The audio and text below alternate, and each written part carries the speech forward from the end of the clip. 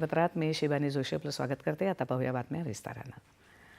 पंतप्रधान नरेंद्र मोदी यांच्या अध्यक्षतेखालील आर्थिक व्यवहारांसंदर्भातील मंत्रिमंडळ समितीच्या बैठकीत आज महाराष्ट्रात BOT टोल पद्धतीवर आधारित 6 पदरी ग्रीनफील्ड प्रवेश नियंत्रित नाशिक सोलापूर अक्कलकोट मार्गिका बांधण्यासाठी मान्यता देण्यात आली.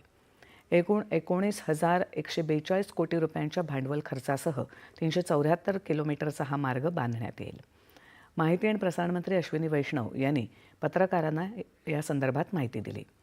हा प्रकल्प नाशिक, अहिल्यानगर, सोलापूर सारख्या महत्त्वाच्या प्रादेशिक शहरांना आंध्र प्रदेशातील कुर्नूलशी जोडणारी कनेक्टिव्हिटी प्रदान करेल असं ते म्हणाले. पंतप्रधान गतिशक्ती राष्ट्रीय बृहत आराखडा तत्वानुसार एकात्मिक वाहतूक पायाभूत सुविधा विकास सुलभ करण्यासाठी हा प्रकल्प एक महत्त्वपूर्ण पाऊल आहे असं वैष्णव म्हणाले.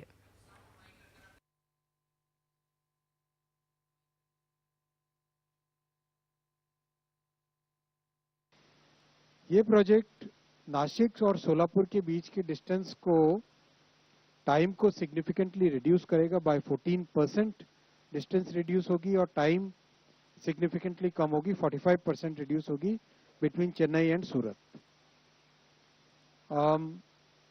100 kmph के लिए डिजाइन किया गया है. हाई स्पीड है रोड के हिसाब से.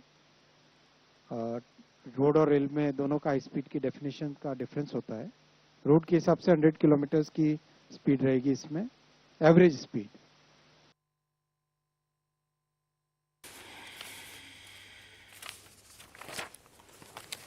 नाशिक ते अक्कलकोट हा ग्रीनफील्ड मार्ग प्रस्तावित वाढवण बंदर इंटरचेंज जवळील दिल्ली मुंबई द्रुतगती मार्ग नाशिक इथे राष्ट्रीय महामार्ग क्रमांक 60च्या जंक्शनवर आग्रा मुंबई मार्गाशी आणि नाशिक जवळच्या पांगरी इथल्या समृद्धी महामार्गाशी जोडण्याचा प्रस्ताव आहे.